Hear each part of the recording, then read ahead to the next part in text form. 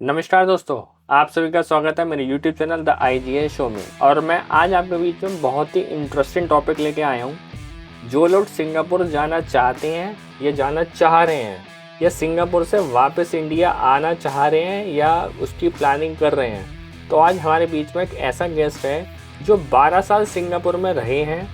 Singapore की हर एक road से वाकिफ़ हैं, वहाँ के हर टूरिस्ट स्पॉट से वाकिफ़ हैं, वहाँ के सारे कॉर्पोरेट कल्चर से वाकिफ़ हैं और अब वो सब कुछ स्विच करके इंडिया वापस आ गए। इंडिया क्यों वापस आ गए? क्या उन्हें देश से ज़्यादा प्यार था या पैसे यहाँ ज़्यादा मिल रहे थे? तो उस पर पूरी चर्चा करने के लिए हमने सिंगापुर के एक्सपर्ट DK सोनी जी को अपने स्टूडियो में आमंत्रित किया। सर, आपका बहुत बहुत स्वागत और धन्यवाद कि आपने बिजी शेड्यूल गुड़गांव में से अपना हमें यहाँ पे समय दिया। सर, सबसे पहले 12 साल आप वहाँ रहे, तो वो एक्सपीरियंस आपका कैसा रहा? मतलब इंडिया में और सिंगापुर में बेसिक डिफरेंस आपको क्या मिला? इंडिया और सिंगापुर में बेसिक डिफरेंस वहाँ की लाइफस्टाइल बहुत ज़्यादा फास्ट है और बहुत ही स्ट्रिक्ट रूल्स हैं और वहाँ टाइम की वैल्यू बहुत ज़्यादा है। तो ये मेजर डिफरेंस है सिंगापुर और इंडिया में। मतलब इंडिया वाला टाइम की वैल्यू नहीं करता है? इंडिया में टाइम की वैल्यू है, मैं उस सेंस में नहीं कहता, पर अगर जैसे मैं यहाँ बोलता हूँ, जैसे आप इंडियन शादी का कुछ ले लीजिए, तो 9 बजे का अगर टाइम है तो जनरली हम 10 साढ़े 10 तक जाते हैं। पर अगर मैं सिंगापुर की बात करूँ, अगर वो 5 बजे है तो फिर वो 5 बजे है, और 7 बजे अगर समाप्ति है तो 7 बजे समाप्ति। मतलब पंचुअलिटी बहुत ज़्यादा है। कॉर्पोरेट ले लीजिए या आप पर्सनल लाइफस्टाइल ले लीजिए, तो वहाँ टाइम की वैल्यू है। जैसे मैंने जब सिंगापुर मैं भी एक बार गया तो सिंगापुर में मैंने देखा कि वहाँ पे बहुत साफ सफाई, बहुत कल्चर में लोग रहते हैं, बहुत ज़्यादा वहाँ पे आपका कहना चाहिए क्राइम बिल्कुल भी नहीं है वहाँ पे। इंडिया में क्या बिल्कुल वैसा ही है या आप जब 12 साल बाद आ रहे हो तो आपको क्या कोई डिफरेंस लग रहा है या फील आ रहा है वही? दिल से तो मैं हिंदुस्तानी हूँ तो उस पर ज़्यादा मैं नहीं कहूँगा, पर हाँ, सिंगापुर में डिसिप्लिन बहुत ज़्यादा है। वहाँ के लॉज बहुत ज़्यादा स्ट्रिक्ट हैं। जैसे कि हम मेट्रो में ट्रैवल करते हैं, बसेस में ट्रैवल करते हैं, रोड पे जैसे इंडियन का होता है, हम कार में जा रहे हैं, कहीं भी कुछ कचरा फेंक दिया। सिंगापुर में जनरली इंडियंस अगर ये मिस्टेक करते हैं तो वो प्रॉब्लम में फंस जाते हैं बाहर जाके। क्योंकि वहाँ के रूल्स इतने स्ट्रिक्ट हैं। आप चाहे इंडियन सिटीजन हो, आप US सिटीजन हो, तो रूल्स सबके लिए वहाँ मायने रखते हैं। तो 12 साल मैं कहूँगा डिफरेंस इंडिया आने में बहुत डेवलप हुआ है। इंडिया बहुत चीज़ें बदल गई हैं 12 साल में। तो इंफ्रास्ट्रक्चर बहुत लाजवाब हो गया है सिंगापुर के कंपेयर। आजकल मैं हाईवे देखता हूँ 4x4 लेन। पर हाँ, जो हमें अपने आप को थोड़ी सी बदलने की ज़रूरत है, जो कचरा वगैरह हम करते हैं वो थोड़ा सा। आप बड़े सिटी में जाएंगे गुड़गांव में, वहाँ पे तो कॉर्पोरेट कल्चर में अब बहुत ज़्यादा कॉमन सेंस आ गई है। एम्बुलेंस को भी मैं देखता हूँ लोग बाग जगह देते हैं आजकल, तो वो धीरे धीरे पलट रहा है और उम्मीद रहेगी कि जैसा जैसा चल रहा है आगे आगे डेवलप ही होगा इंडिया। जैसे कोई अगर सिंगापुर घूमने जाना चाहता है या जॉब पर्पस के लिए जाना चाहता है, तो सिंगापुर जाके वो ऐसी कौन सी गलती ना करे जिससे उसको बहुत बड़ी सजा भुगतनी पड़ सकती है? पहली चीज़, इंडिया में रूल्स मैं अगर वही कहूँगा आपको, तो वहाँ के आपको थोड़ा सा स्टडी करना पड़ेगा सिंगापुर जाने से पहले। ठीक है। आप वहाँ के लोकल रूल्स के बारे में जाने, वहाँ का वर्क कल्चर जाने, वहाँ का जो ट्रांसपोर्टेशन है उसके बारे में जाने, और जो लोगों का, जैसे कि आप मेट्रो में बात नहीं कर सकते, आप ज़्यादा तेज़ बात नहीं कर सकते, आप रोड पे कुछ गंदगी नहीं फैला सकते, आप कितनी भी भीड़ एरिया में जाएं आप धक्का मुक्की या हल्का सा किसी को भी टच नहीं कर सकते। तो ये चीज़ अगर हम नॉर्मल एक लाइफस्टाइल में मेंटेन करें तो मुझे नहीं लगता किसी को सिंगापुर जाने में कोई दिक्कत होगी। बहुत ज़्यादा अपॉर्चुनिटीज़ ही हैं वहाँ। मतलब सिंगापुर में आज़ादी नहीं है जैसे हमारे भारत में है, कहीं भी कुछ भी कर सकते हैं। आज़ादी है अपने आप को, पर आपकी आज़ादी से किसी और को दिक्कत ना हो, वो बस उनका एक मोटो है जो हिंदुस्तान में कई बार हम थोड़ा सा इग्नोर कर देते हैं। आपको बेसिक डिफरेंस सबसे ज़्यादा, मैं बात करूँ जैसे कॉर्पोरेट कल्चर की बात कर रहा हूँ, आप पहले इंडिया में जॉब कर रहे थे, फिर आप सिंगापुर में आपने 12 साल जॉब करी, अब आप वापस इंडिया में आ गए, तो क्या जो इंडियन यहाँ रह रहे हैं और जो इंडियन सिंगापुर में जॉब कर रहे हैं, क्या उनका बिहेवियर कल्चर भी चेंज हो जाता है वहाँ जाके?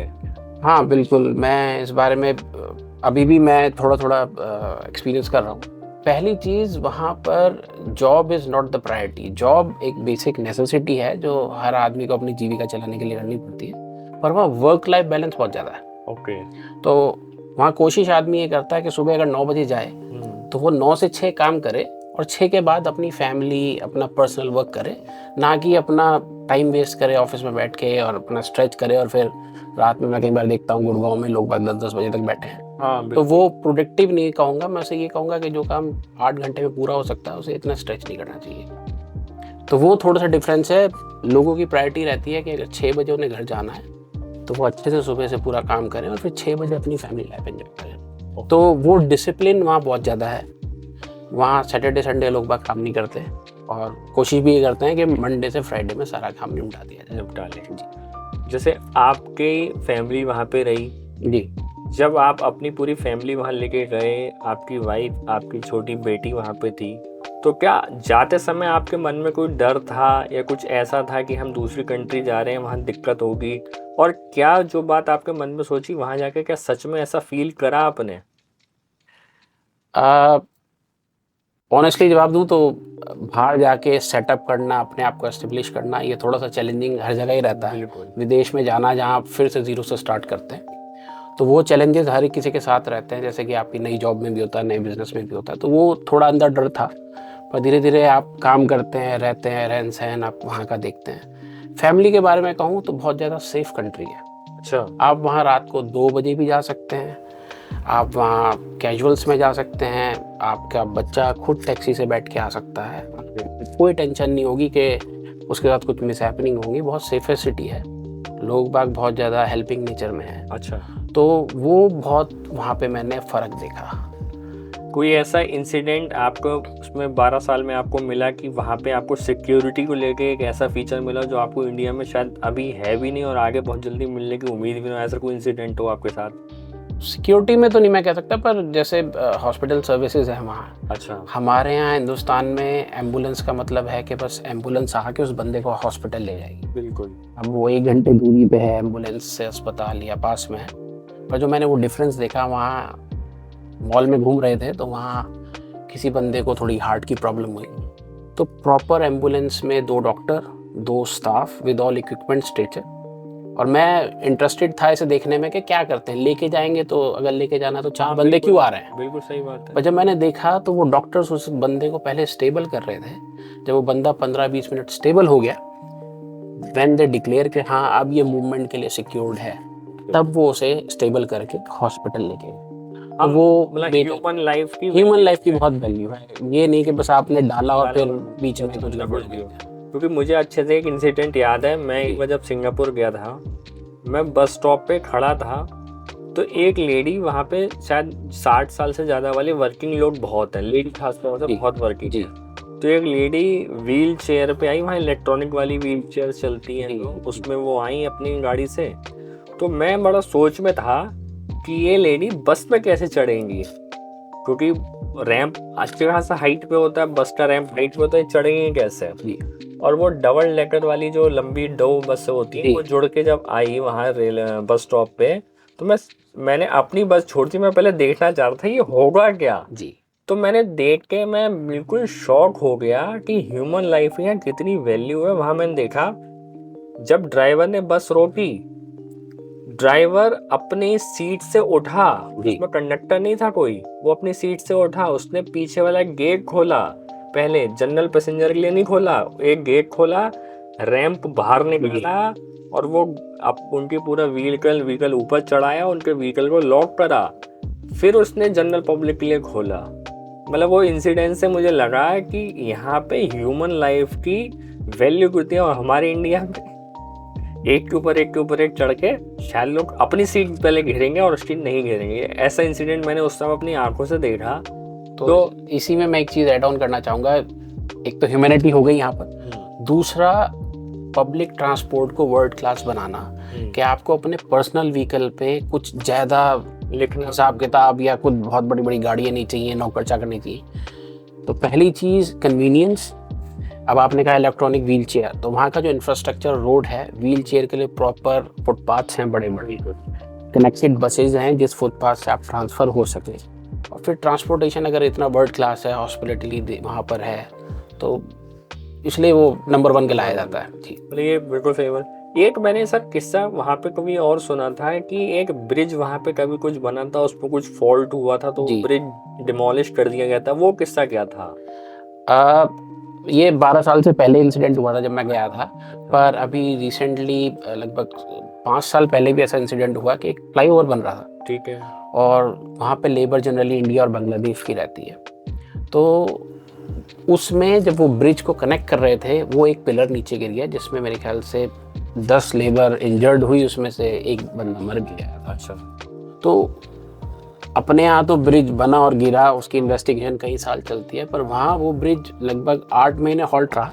ठीक। उसकी इन्वेस्टिगेशन हुई प्रॉपर, जिस कंपनी का टेंडर था, it was a neighbouring country, मैं नाम नहीं लेना चाहूँगा। हाँ हाँ बिल्कुल। तो पर उसका पूरा टेंडर सस्पेंड कर दिया गया, ब्लैक लिस्टेड कर दिया गया, करोड़ों डॉलर्स की पेनल्टी लगी, और उसके बाद वो ब्रिज पूरा नए सिरे से बनाया गया। अच्छा। तो सिंगापुर में एक इतिहास है कि करप्शन बहुत कम है। मैं ये नहीं कहता नहीं है, कम है, पर अगर वो करप्शन उजागर हो गया तो उसकी सजा बहुत जबरदस्त है। मतलब उन्होंने पेनल्टी लगा रखा है, ब्लैक लिस्ट कर देंगे, तो बहुत हैवी कर रखे हैं जिससे वहाँ प्रॉब्लम ना आए। चलिए, तो हम लोग ने कॉर्पोरेट कल्चर और इन सबकी सिक्योरिटी और इन सबकी बात करी। सर, अगर कोई टूरिस्ट वहाँ जा रहा है तो वो कहाँ कहाँ घूमे? सबसे पहले तो उसका जो रोड मैप होना चाहिए, वो क्या रोड मैप होना चाहिए? वो सिंगापुर एयरपोर्ट, चंगी एयरपोर्ट, जो सबसे फेमस एयरपोर्ट है आईटी के मामले में, शायद वहाँ पे 1-2 दिन आप गुजार भी सकते हो, इतना बड़ा एयरपोर्ट है वो। तो वो एयरपोर्ट पे पहुँचने के बाद उसका क्या रोड मैप होना चाहिए? बेसिकली डिपेंड करता है कि सिंगापुर आप मॉर्निंग में जा रहे हैं या नाइट फ्लाइट ले रहे हैं।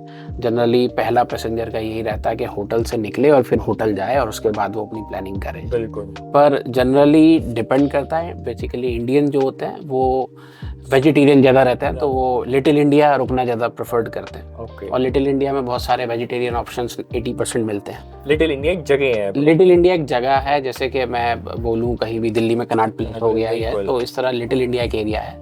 ऐसी एक चाइना टाउन है, अलग अलग एक एरिया में ये आइलैंड बटा हुआ है। तो बेसिकली पब्लिक वहाँ रुकती है। उसके बाद मुस्तफ़ा एक बहुत बड़ा सेंटर है। ये तो शायद मैंने सुना मुस्तफ़ा का जो ओनर है वो यहाँ सहारनपुर का है। जी, मतलब उनके दादा परदादा सहारनपुर से थे। यूपी। और एक बहुत इंटरेस्टिंग फैक्ट जो मुझे 12 साल में पता चला कि मुस्तफ़ा की डेली सेल इतनी है कि उसके आसपास लगभग पिछले 10 साल में एक भी मॉल सक्सेसफुल नहीं हो पाया, क्योंकि वो उससे सब कुछ सुई से लेके हवाई जहाज तक देता है। जी जी जी। तो लिटिल इंडिया घूमने लायक है। उसके बाद पब्लिक वहाँ चाइना टाउन जा सकती है, जहाँ पे पुराने बुद्धा टेम्पल हैं। अच्छा। आइटम्स मिलती हैं, छोटी छोटी सोविनियर्स मिलती हैं। एडवेंचर के लिए आप सेंटोसा आइलैंड में जा सकते हैं। अगेन वो तो सेंटोसा तो आई थिंक पूरा एक दिन का पूरा टूर है। पूरा एक दिन का टूर है। सेंटोसा आपका मैन मेड पूरा आइलैंड है। उसमें आपका कुछ एडवेंचर पार्क्स हैं, थीम्स हैं, का पूरा बीच बना रखे हैं, आर्टिफिशियल बीचेस हैं, which is again perfectly done. आपको नहीं लगेगा आर्टिफिशियल, एकदम प्रॉपर लगेगा। और अगर आपको झूले वगैरह ज़्यादा इंटरेस्टेड है तो फिर एक दिन उसके साथ ही यूनिवर्सल स्टूडियो आप वहाँ जा सकते हैं। मतलब सेंटोसा और यूनिवर्सल स्टूडियो एक ही एरिया में है? एक ही एरिया में है, मतलब आधा आधा वो बटा हुआ है। काफ़ी बड़ा है, पर 2 दिन आपके लग जाएंगे उसमें। एक दिन आप यूनिवर्सल जाएं और एक दिन कंफ्यूजन होता है कि यूनिवर्सल अलग जाना है, उधर अलग जाना, तो नहीं, एक ही एरिया में है। पर यह है कि यूनिवर्सल के लिए आपको टिकट लगती है। अच्छा। सेंटोसा आप अपना ऐसे ही जा सकते हैं और एंजॉय कर सकते हो। जी। तो यानी एक दिन लिटिल इंडिया चाइना टाउन घूम लिया हमने, एक दिन अगर जाना चाहिए यूनिवर्सल या सेंटोसा, एक दिन सेंटोसा चला गया जी। और वो आपके एक वो शेर वाला भी तो बना हुआ, वो मलाइन बोलते हैं उसे। तो आप सिंगापुर कहीं भी घूमें, अगर उस शेर के पास जो पानी निकालता है, मजाक में हम एज ए सिंगापुरियन उसे सुसु बॉय बोलते थे तो वहाँ फोटो होना, और एक फिर मरीना बे सैंड्स की भी आपने देखा होगा, 68 फ्लोर का है। तो वो आइकॉनिक फोटोग्राफ्स हर कोई लेता है। अगर आपने वो फोटो अपने घर में नहीं लगाई तो पब्लिक को पता नहीं चलेगा सिंगापुर नहीं गए। सिंगापुर का एक सिंबल है कि आप वहाँ के रिटर्न हो। जी। तो मतलब कुल मिला के आपने 4-5 स्पॉट्स बता दिए, ये बेसिकली वो है। वहाँ कोई जू भी मैंने सुना बहुत अच्छा बनाया हुआ है, और नाइट में भी चलाते हैं। वहाँ एक आपका सिंगापुर जू है, नाइट में चलता है वो। नाइट में उसका नाम, मतलब एक आप लैंड की तरफ से देखते हैं तो सिंगापुर जू हो गया, फिर नाइट टाइम में रिवर सफारी है। अच्छा। तो आपको बोट में बैठाते हैं, साइड बाय साइड आप सारे नाइट में जानवर देखते हुए चलते हैं। ओके। बर्ड सेंचुरी है वहाँ पे, बहुत बड़ा बर्ड पार्क है। तो डिफरेंट वैरायटीज़ की मतलब वहाँ शोज़ भी होते हैं। शोज भी होते हैं। तो शोज़ आपका पैरट शो हो गया और बाकी जानवरों के शो हैं। तो बच्चे जनरली सिंगापुर आते हैं तो जू के देखने के साथ साथ उनके बारे में सीखते भी हैं, और रात में और दिन में वो काफ़ी अच्छा एक्सपीरियंस है। सिंगापुर कैसीनो लाइफ भी है क्या सर? जी, कैसीनो वहाँ 2 हैं। अच्छा। जैसे कि एक आप बता रहे थे यूनिवर्सल स्टूडियो है, उसके पास भी कैसीनो है। दूसरा जो मरीना बे सैंड्स होटल है उसके बेसमेंट में बहुत बड़ा कैसीनो। ओके। जी, तो कैसीनो बहुत ही ज़्यादा नाइट में एक्टिव रहता है। अच्छा। तो 8 बजे के बाद जब आप जाएंगे तो सुबह के 5 बजे तक वहाँ जलवे देखेंगे। अच्छा जी, मतलब ठीक है, तो मतलब बहुत आपको एक्टिव लाइफ है। पैसा है बढ़िया उड़ाने का पैसा तो आप है। वहाँ जा जी, सकते हो, उड़ाना चाहते हो आप। पब्लिक मकाऊ भी जाती है, पर जो सिंगापुर आता है मैंने कोई ऐसा टूरिस्ट नहीं देखा जो बिना कैसीनो के एक बार होके देख के आए हो। काफ़ी एक्सपीरियंस है। इस समय से सिंगापुर डॉलर वहाँ चलता है, जी। सिंगापुर डॉलर चलता है, उस सिंगापुर डॉलर का लगभग क्या रेट होगा? आज जैसे हम बात कर रहे हैं लगभग 65 रुपये के इक्विवेलेंट एक सिंगापुर डॉलर। अच्छा, जैसे 65 रुपए हम मान के चलते हैं, जी तो क्या बेसिक रेट जो इंडिया में है और वहाँ पे रेट में क्या कोई डिफरेंस आता है? जी बिल्कुल। इन टर्म्स ऑफ वहाँ का जो लोकल हम ग्रोसरीज वगैरह खरीदते हैं वो थोड़ी सी एक्सपेंसिव रहेंगी अच्छा। As a tourist. पर अगर आप बाहर रहते हैं तो फिर मैं एक्सपेंसिव उसे अगेन ऑन हायर एंड कहूँगा, पर फिर भी वो नॉर्मल हो जाता है। तो जैसे आप कोक की 1 लीटर या 1.5 लीटर की बोतल खरीदते हैं वो $2 की आती है वहाँ, तो लगभग यहाँ के 120 रुपये की। 120 रुपये। तो वो थोड़ा सा डिफरेंस है। फ्रूट्स आप मार्केट में जाएंगे लगभग अगर आप, अच्छा मज़े की बात ये है एक वो बड़ा वहाँ का फेमस फ्रूट से याद आया, बड़ा फेमस फ्रूट है वहाँ का, डूरियन। जी, वो जिस मॉल में बिकता है वो मॉल ही महक जाता है पूरा। हाँ, ये बहुत इंटरेस्टिंग फैक्ट है। डूरियन हर एक को अच्छा नहीं लगता, उसका टेस्ट बड़ा थोड़ा पंजी रहता है, बहुत स्मेली रहता है, तो मॉल्स में उसकी सेलिंग अलाउड नहीं है। बसेस में आप वो कैरी नहीं कर सकते। अच्छा। अगर आपने बस में कैरी करी और सिंगापुर में पूरा एयर कंडीशनिंग एनवायरनमेंट रहता तो फिर वो महक जाता। तो जैसे हम इस स्टूडियो की बात करें, अगर मैं उस कोने पे रख दूं तो फिर 2-4 घंटे आप अंदर कोई आ नहीं पाएगा। तो वो है। एक सिंगापुर का और बहुत अच्छा फैक्ट मैंने सर एक स्टडी में पढ़ा था कि सिंगापुर में बारिश बहुत होती है जी, और इतनी ज़्यादा बारिश होने के बावजूद भी वहाँ कहीं पे पानी नहीं भरता है जी, वहाँ कहीं पे कीचड़ नहीं होता है जी, और वहाँ कोई लाइट नहीं जाती है जी, वहाँ कोई पेड़ आंधी में पेड़ नहीं गिरते हैं, ना कोई पोल गिरता है। और ऐसा वो कैसे कर पा रहे हैं? सर जब सिंगापुर आज़ाद हुआ था तो उनकी पहली प्रायोरिटी थी कि उसे मलेशिया में जोड़ना है। थोड़ा सा आपको हिस्ट्री में ले जाना चाहूँगा। वो मलेशिया के साथ मिल गए, पर धीरे धीरे जो उनके पॉलिटिकल लीडर थे ली केओ, उन्होंने ये सोचा, बाद में उन्हें ऐसा फील हुआ कि अलग रहना ही बेटर है, उनसे सारी नेसेसिटी नहीं मिल रही। सिंगापुर उसके बाद अलग हुआ। जब वो अलग हुआ तो बहुत ही गरीबी के टाइम निकला। सिंगापुर की आपको एक चीज़ बताऊं कि सेल्फ मेड कंट्री है वो। अच्छा। कुछ भी मैन्युफैक्चरिंग नहीं है उनके पास, दिल्ली जैसा एक फैक्ट्री नहीं है, कुछ भी नहीं है, सब कुछ इम्पोर्ट होता है। उसके बावजूद नंबर 1 कंट्रीज़ में आता है सफाई में, इंफ्रास्ट्रक्चर में। सारी बैंक्स अपने ऑफिस में खोलना चाहते हैं। तो इंफ्रास्ट्रक्चर मेन थिंग है। जो उनके प्रधानमंत्री थे, जो उन्होंने बनाने की सोची कंट्री, तो बहुत ही फ्यूचरिस्टिक सोच थी। कुछ भी ऐसा। अब आप एक कंट्री देखें जहाँ सब चारों तरफ से समुंदर घिरा हुआ है, तब भी वहाँ पानी की कोई कमी नहीं, ड्रिंकिंग वाटर अवेलेबल रहता है। उन्होंने 7 रिजर्वायर बना रखे हैं वहाँ। बारिश का पानी वहाँ स्टोर करते हैं। वर्ल्ड क्लास फिल्टर्स लगे हुए हैं जिससे वो पानी बिल्कुल क्लियर होके फिल्टर होके आपके घरों की नेसेसिटी पूरी करता है। आंधी तूफान की बात करी आपने, पूरी वायरिंग वहाँ अंडरग्राउंड है, पूरी। सिर्फ आपको लाइट के पोल्स दिखेंगे। अच्छा। बाकी घर में इलेक्ट्रिसिटी सब कुछ अंडरग्राउंड है। बारिश पे मुझे एक चुटकुला तो नहीं कह सकता, मतलब जब मैं पूछ रहा था भाई यहाँ इतनी बारिश क्यों होती है, तो जो मेरे कलीग थे ना, उन्होंने बोला भाई your country got 4 seasons, we also got 4 season, sun rain. तो कभी भी बारिश होती है, बड़ी अनप्रिडिक्टेबल रहती है। और जो रेन वाटर होता है उसे स्टोर करते हैं रिजर्वायर में। हर रोड में ड्रेनेज फैसिलिटी बहुत ज़बरदस्त है, because they have to collect that water. Okay, हम दोनों सिस्टम पूरा बना रखा है।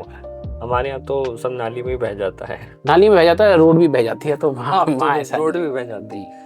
अच्छा, ये भी मैंने एक स्टडी में पढ़ा था कि वो एरिया जो सिंगापुर बना हुआ है वहाँ पे अर्थक्वेक नहीं आ सकता या कुछ ऐसा डिजास्टर्स नहीं हो सकता, इसलिए सारे डेटा सेंटर अपने ऑफिसेज वहाँ बनाते जी, हैं कि जी। ऐसा भी कुछ है? बिल्कुल है। उसके बिल्कुल बराबर में इंडोनेशिया है जो बहुत ज़्यादा सेंसिटिव है, उधर वोल्केनो भी हैं, उधर आपके अर्थक्वेक्स भी बहुत ज़्यादा आ जाते हैं। जापान है, पर सिंगापुर एक मैं कहूँ कि वैसी बेसिक नेसेसिटी नहीं है जैसी हमारी कंट्री ब्लेस है, पर गॉड गिफ्टेड है कि वहाँ अर्थक्वेक वगैरह बहुत स्टेबल है। सुनामी नहीं आ सकती, अर्थक्वेक नहीं आ सकते, सो बहुत स्टेबल कंट्री है। डेटा सेंटर तो नेचुरल डिजास्टर की जो चांसेस हैं वो 1 या 2% ही हैं बस। जी। तो हम लोगों ने ऑलमोस्ट सिंगापुर की बात, कोई इंसिडेंट बढ़िया याद हो आपको बताना चाहो सिंगापुर का, कभी आप डरे हुए या फंसे हुए महसूस करो कभी आपने, कभी कुछ ऐसा हुआ हो कि आपको लगा यार अब बहुत हो गया मैं जा रहा हूँ छोड़ के? नहीं, ऐसा कभी मुझे बिल्कुल नहीं लगा। तो सर से हमने ऑलमोस्ट सारी बातें करी, सिंगापुर के कल्चर के बारे में बात करी, वहाँ के रहन सहन के बारे में, वहाँ के सिस्टम के बारे में, इंफ्रास्ट्रक्चर के बारे में। सर आपका बहुत बहुत धन्यवाद। आपने बहुत बड़ी कंपनी में सर बहुत बड़ा काम देखते हैं, मैं वो डिस्क्लोज़ नहीं करूँगा, और सर ने बिजी शेड्यूल में से अपना समय निकाला। सर आपका बहुत बहुत धन्यवाद। और मुझे लगता है इस वीडियो से ज़रूर जो सिंगापुर जाना चाहता है जॉब करने के लिए या वैसे करने के लिए, घूमने के लिए, तो उसको ये वीडियो से ज़रूर कुछ ना कुछ फ़ायदा मिलेगा। और जो सिंगापुर जा चुका है या जाना चाह रहा है उसको वीडियो शेयर करना बिल्कुल ही ना भूलें। धन्यवाद।